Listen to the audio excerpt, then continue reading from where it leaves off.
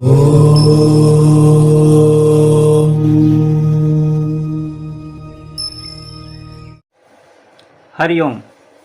मैं श्रीकांत शर्मा आज एक महत्वपूर्ण विषय पे चर्चा करेंगे, जिसको मैंने 100% कुंडलियों पे लगाया और जिसका रिजल्ट 100% मुझे प्राप्त हुआ, जिसमें किसी तरह का कोई संदेह नहीं है। सबसे बड़ा प्रश्न है राजनीतिक में सफलता के योग, राजनीति में सफलता के योग। इसके लिए मुझे कुंडली में क्या देखना है, इसके बारे में आज चर्चा करेंगे। सबसे पहले हमें यहाँ पर कुंडली में राजयोगों का होना सबसे पहले ज़रूरी होता है। एक राजनेता के लिए कुंडली में राजयोगों का होना ज़रूरी है, वो भी लग्न कुंडली और नवांश कुंडली दोनों में। सबसे पहले हमें देखना है लग्न कुंडली में जैमिनी राजयोग होना चाहिए। जैमिनी चर दिशाओं के हिसाब से हम उसमें राजयोग दिखाएंगे आपको, किस तरह से राजयोगों को देखा जाता है। लग्न कुंडली में जैमिनी राजयोग होना चाहिए। नवांश कुंडली में भी कम से कम 2 राजयोग होना चाहिए। ये मुख्य 2 पॉइंट हैं। उसके बाद हमें देखना है, क्योंकि राजनीतिक जीवन में 2 ग्रह सबसे ज़्यादा महत्वपूर्ण हैं। एक शनि, दूसरा सूर्य। शनि इसलिए क्योंकि शनि सर्विस का कारक है, मेहनत का कारक है, परिश्रम का कारक है, मजदूरों का कारक है, जनता का कारक है, और सूर्य सरकार का कारक है। इसलिए हम दोनों ग्रहों के शक्ति को देखने के लिए, उसकी ताकत को देखने के लिए अष्टक वर्ग में जाकर के देखेंगे। तो अष्टक वर्ग में शनि से, जहाँ पे शनि लग्न कुंडली में बैठा हुआ है, वहाँ से गिनते हुए जाएंगे अष्टक वर्ग में। उसके 6th हाउस शनि से 6ठे और 11वें भाव में कम से कम 31 से अधिक बिंदु होने चाहिए। Number 3 point. नंबर 4, अष्टक वर्ग में सूर्य से 6ठे और 11वें हाउस में 31 से अधिक बिंदु होने चाहिए। ये 2 पॉइंट। उसके बाद शनि का भिन्नाष्टक वर्ग में देखेंगे, उसके 6ठे भाव और 11वें भाव में शनि जहाँ बैठा है, वहाँ से 6ठे और 11वें में 4 से 7 बिंदु होने चाहिए। उसी प्रकार से भिन्नाष्टक वर्ग में सूर्य से 6ठे और 11वें हाउस में 4 से 7 बिंदु होने चाहिए। आइए हम इसे समझते हैं कि हम जैमिनी में किस तरह से कौन से ग्रह किसके कारक माने गए हैं, उसके बारे में चर्चा करेंगे।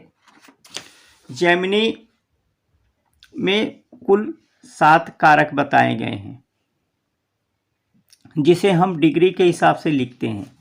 जो सबसे हाईएस्ट डिग्री का होता है उसे आत्मकारक कहते हैं। शार्ट में उसे मैंने AK लिखा है। दूसरा होता है अमात्य कारक, जो दूसरा सबसे हाईएस्ट डिग्री होता है। तीसरा होता है भातृकारक, जो तीसरा सबसे हाईएस्ट डिग्री होता है। चौथा होता है मातृकारक, जो चौथा सबसे हाईएस्ट डिग्री होता है। पांचवा होता है पुत्र कारक, जो पांचवा सबसे हाईएस्ट डिग्री होता है। छठा होता है ज्ञाति कारक, जो छठा सबसे हाईएस्ट डिग्री है।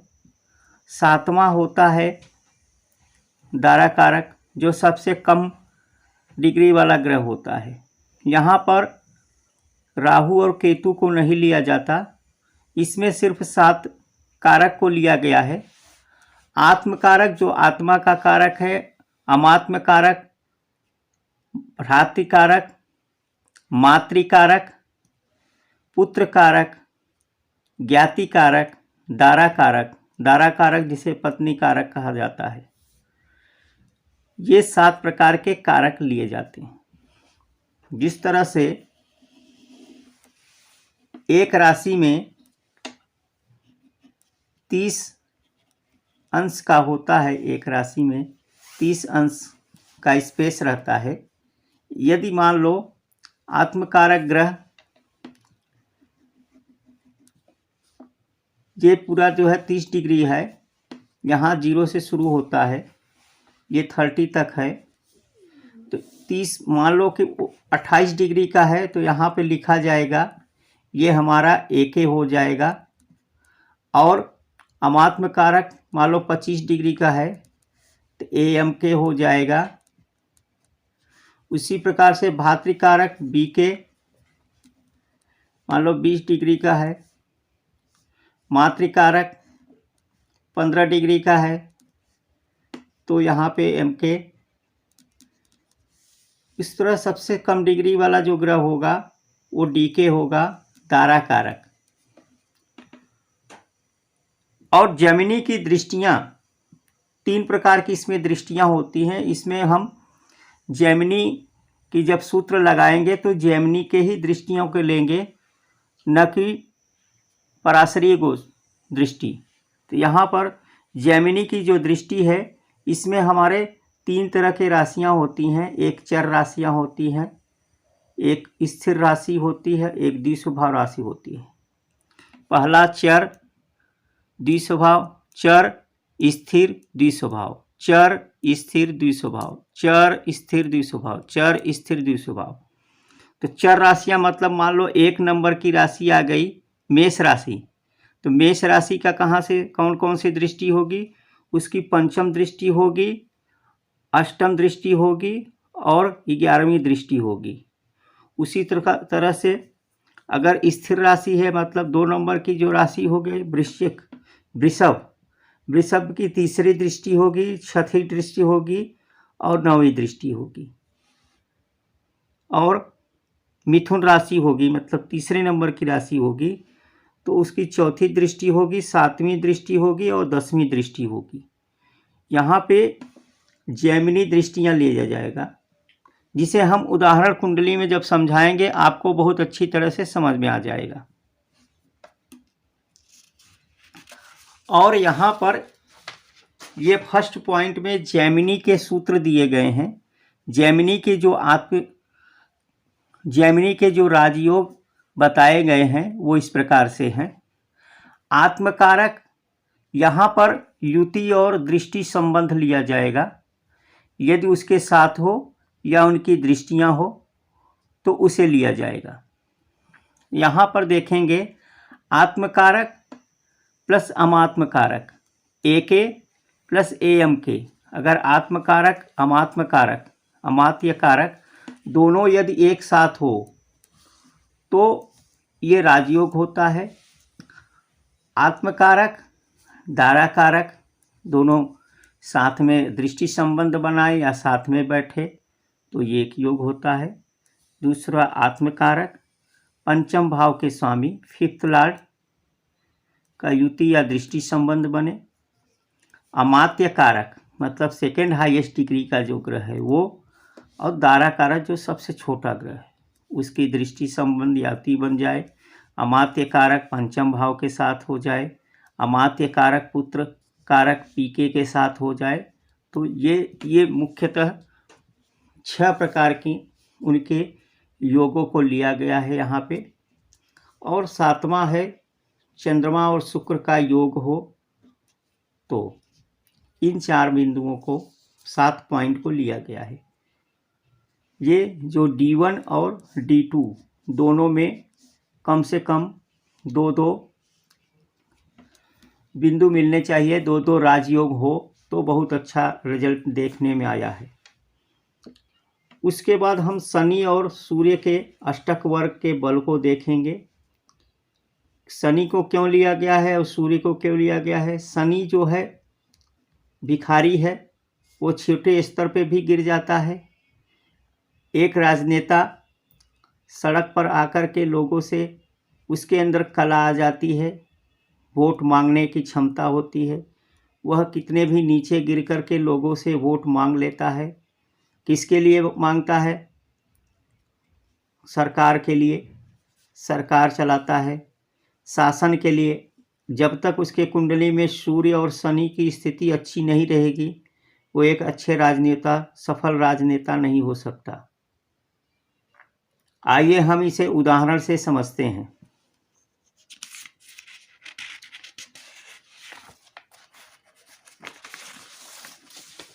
ये श्री नरेंद्र मोदी जी की कुंडली है। इसको मैं यहाँ हेल्प के रूप में ले लेता हूँ कि हमें राजयोग कहाँ से देखना है। सबसे पहले हमें यहाँ राजयोग देखना है। यहाँ पर आत्मकारक उनकी डिग्रियों को लिखा गया।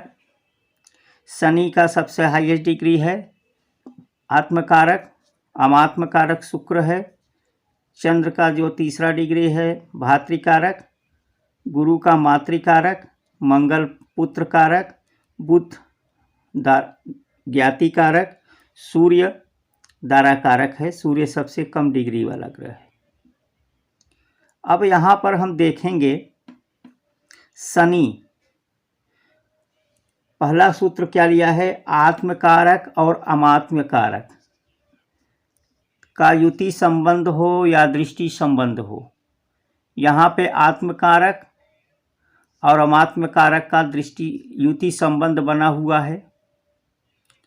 उसके बाद पंचम भाव के स्वामी, फिफ्थ लॉर्ड, पांचवें भाव के स्वामी क्या है? पांचवें भाव के स्वामी यहाँ पर फिफ्थ लॉर्ड, पांचवें भाव के स्वामी जो पंचम भाव के स्वामी हैं, उसकी पंचम भाव का स्वामी और आत्मकारक, पंचम भाव का स्वामी अमात्य कारक। तो यहाँ पर इसकी भी दृष्टि जा रही है यहाँ पे और इसकी भी दृष्टि। तो ये दो राजयोग है, एक दो यहाँ हो गया, एक यहाँ हो गया। तीन तरह के राजयोग बन रहे हैं। उसके बाद नवांश कुंडली में देखेंगे। नवांश कुंडली में यहाँ पर आत्मकारक क्या है? कौन सी राशि है? यहाँ देखेंगे तो द्विस्वभाव राशि है। द्विस्वभाव राशि की कौन कौन सी दृष्टियाँ होती हैं? द्विस्वभाव राशि की दृष्टियाँ यहाँ हम नोट किए हुए हैं। द्विस्वभाव राशि की दृष्टियाँ चौथी, सातवीं और 10वीं होती है। तो यहाँ पर 10वीं दृष्टि देख रहा है। शनि की 10वीं दृष्टि भातृकारक पे जा रहा है। आत्मकारक और भातृकारक का संबंध बन रहा है। उसके बाद यहाँ पर सूर्य, शुक्र हमारा अमात्मकारक है और सूर्य जो है दाराकारक है। शुक्र की दृष्टि सूर्य पे आ रही है, क्योंकि ये द्विस्वभाव राशि है। द्विस्वभाव राशि का स्थिर राशि है। स्थिर राशियों का दृष्टि 3, 6, 9, ये हमारा छठा दृष्टि आ रही है इस पे। तो इसलिए ये भी संबंध हो गया दाराकारक और अमात्मकारक का। यहाँ पे इसमें भी संबंध बन रहे हैं। यहाँ भी राजयोग बन रहा है और नवांश कुंडली में भी राजयोग बन रहा है। उसके बाद तीसरा जो पॉइंट बताया हुआ था, तीसरा पॉइंट यहाँ पे बताया गया है कि अष्टक वर्ग में जो मुख्य पॉइंट है यहाँ पे देखेंगे, जिसको आप आसानी से देख सकते हैं। अष्टक वर्ग बना लेना है। अष्टक वर्ग के सभी बिंदुओं को लिख लेना है। जैसे कि लग्न कुंडली के हिसाब से हमारा लग्न जो है वृश्चिक का है, तो वृश्चिक में देखेंगे 30 बिंदु दिया है। उसके बाद 31 दिया है। ठीक है, तो इसमें बताया गया है इस पॉइंट में कि अष्टक वर्ग में शनि से देखना है। कहाँ से देखना है? शनि से। शनि से छठे और 11वें भाव में 31 से अधिक बिंदु होने चाहिए, 30 या 31 से अधिक। तो यहाँ पर देखेंगे शनि यहाँ पे बैठ विराजमान है, तो शनि से गिनेंगे। शनि एक हो गया, तो यहाँ से गिनेंगे क्योंकि 5 नंबर के शनि हमारा सिंह राशि में बैठा है। शनि से 1 2 3 4 5 6, छठे बिंदु। छठा बिंदु क्यों लिया जाता है? क्योंकि यहाँ से हम व्यक्ति के सर्विस को देखते हैं, यहाँ से मेहनत को देखते हैं, यहाँ से राजनीति की, यहाँ से शत्रुओं पे विजय प्राप्त करने का। छठे भाव से ही शत्रुहंता योग बनता है, इसलिए हम छठे भाव से देखेंगे। तो यहाँ पर देख रहे हैं छठे भाव में कितना बिंदु है? 31। और फिर कहाँ से? शनि से कहाँ देखेंगे? 11वां। फिर यहाँ पर 7 8 9 10 11, 11 में कितना दिया है? 33। तो यहाँ पर 31, यहाँ पे 33, मतलब हमारा दूसरा पॉइंट भी मिल गया, राजयोग मिल गया। अष्टक लग्न कुंडली में, नवांश कुंडली में राजयोग मिले, अष्टक वर्ग में पॉइंट मिल गया। फिर हम शनि के भी नाष्टक वर्ग में देखेंगे। अब शनि हमारा कहाँ? शनि, क्योंकि लग्न कुंडली में शनि दशम में बैठा है, तो दशम से गिनेंगे 1 2 3 4 5 6। यहाँ पे कितने पॉइंट दिए हैं? 6। और यहाँ से फिर गिनेंगे 6 और यहाँ पे 5, क्योंकि शनि का 6 पॉइंट देना बहुत अधिक होता है, क्योंकि मैक्सिमम उसका 7 पॉइंट से ज़्यादा किसी को पॉइंट देता ही नहीं शुभ बिंदु। तो 6 बिंदु दिया है, यहाँ 5 बिंदु दिया है। तो इसलिए इससे सिद्ध होता है कि ये जो है श्री नरेंद्र मोदी जी की कुंडली है, उन्हें कितना बड़ा राजयोग मिला, राजनीति में कितनी सफलता मिला, दशकों तक वो जो है मुख्यमंत्री रहे, और जो है पिछले 8 साल से वो भारत के प्रधानमंत्री हैं। कितना बड़ा उन्हें विजय मिला, इसको कहने की कोई ज़रूरत नहीं। फिर हम श्री योगी आदित्यनाथ की कुंडली में देखेंगे, जो इतने लंबे समय से राजनीतिक जीवन में हैं, कई दशकों तक वे जो है एमएलए रहे और एमपी रहे, और अभी उत्तर प्रदेश के मुख्यमंत्री के रूप में आसीन हैं। इनके कुंडली में भी देखेंगे। यहाँ पे कुंडली में देखेंगे, सबसे पहले मैंने क्या बताया था? सबसे पहले बताया गया है जैमिनी राजयोग होना चाहिए लग्न कुंडली में और नवांश कुंडली। लग्न कुंडली और नवांश कुंडली देख लें। लग्न कुंडली में अमात्म कारक ग्रह, पुत्र कारक ग्रह एक साथ बैठे हुए हैं, ठीक है। और यहाँ पे राशि परिवर्तन हो रहा है, क्योंकि बुध और शुक्र जो है दारा कारक है और ये आत्म कारक है। ये इसके राशि में बैठा है और ये इसके राशि में। यहाँ पे एक्सचेंज हो रहा है, परिवर्तन राजयोग बन रहा है। तो ये क्या है? आत्मकारक और दारा कारक का संबंध। 2 तरह के राजयोग यहाँ मिल गए, और यहाँ पर भी हमारा राजयोग मिल रहा है, क्योंकि चंद्रमा क्या है? और आत्मकारक अमात्मकारक का दृष्टि संबंध हो रहा है यहाँ पे, क्योंकि यहाँ पे हम देखेंगे तो ये द्विस्वभाव राशि है, स्थिर राशि, द्विस्वभाव राशि। तो ये हमारा क्या है? स्थिर राशि में है। चंद्रमा हमारा स्थिर राशि में है। यहाँ चंद्रमा स्थिर राशि की दृष्टियाँ तीसरी दृष्टि होती है। तो चंद्रमा स्थिर राशि में है, चंद्रमा की तीसरी दृष्टि कहाँ पे आ गई? यहाँ पे आ गई। ये एक हमारा क्या रोज बना रहा है? आत्मकारक अमात्मकारक का संबंध। आत्मकारक अमात्मकारक मातृकारक का संबंध। अमात्मकारक मातृकारक का संबंध। यहाँ आत्मकारक और अमात्मकारक दोनों का संबंध बन रहा है। फिर उसके बाद हम देखेंगे दूसरा पॉइंट देखना है हमें शनि का। शनि का अष्टक वर्ग, इनका शनि जो है दसम भाव में, इनका भी शनि बैठा हुआ है। यहाँ शनि दसम भाव में ले लेते हैं। शनि से छठवें तक गिनते हैं, 1 2 3 4 5 6। शनि से छठे तक गिना तो यहाँ पर 33 पॉइंट मिला है, जो सबसे अधिक पॉइंट है, जो बहुत अच्छा है। उसके बाद फिर यहाँ से 7 8 9 10 11, यहाँ पे 36 बिंदु मिला है, जो सबसे अधिक है।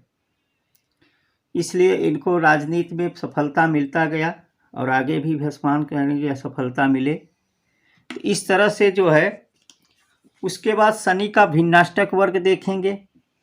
शनि से गिनेंगे 1 2 3 4 5 6, यहाँ पर गया, यहाँ पर भी 5 बिंदु है। फिर यहाँ से 11वें स्थान तक जाएंगे। शनि से गिन रहे हैं, इसको ये नहीं देखना कि यहाँ से गिन रहा हूँ, ये शनि से गिना जा रहा है। शनि से गिनेंगे अष्टक यहाँ पे 11वें स्थान पे, क्योंकि छठा भाव संघर्ष का होता है, छठा भाव जो है मेहनत का होता है। छठे भाव से कंपटीशन देखा जाता है। छठे से छठा, छठे से गिनोगे, छठा 11वां भाव होता है। 11वां भाव भी उसे विजय को दिखाता है, क्योंकि भावत भावम के नियम से छठे से छठे देख रहे हैं, छठा भाव फिर छठे से छठा। यहाँ पर 5 बिंदु है, यहाँ पे 4 बिंदु है। शनि के लिए 5 बिंदु और 4 बिंदु मिलना बहुत अच्छा माना जाता है, इसलिए इन्हें भी राजनीति में सफलता मिला। आप लोग अपने अपने कुंडली पे लगाइए। किसी तरह का कोई संदेह हो तो आप हमारे कमेंट बॉक्स में लिख सकते हैं। आप मेरे व्हाट्सएप नंबर पे भी मुझसे सलाह ले सकते हैं। इन्हीं शब्दों के साथ मैं अपने वाणी को विराम देता हूँ। किसी तरह का कोई कमेंट हो तो आप कमेंट बॉक्स में डालें। किसी तरह का सुझाव देना हो तो आपका सुझाव मुझे प्रेरणा देता है। आप मुझे मार्गदर्शन कराएं। धन्यवाद। हरिओम।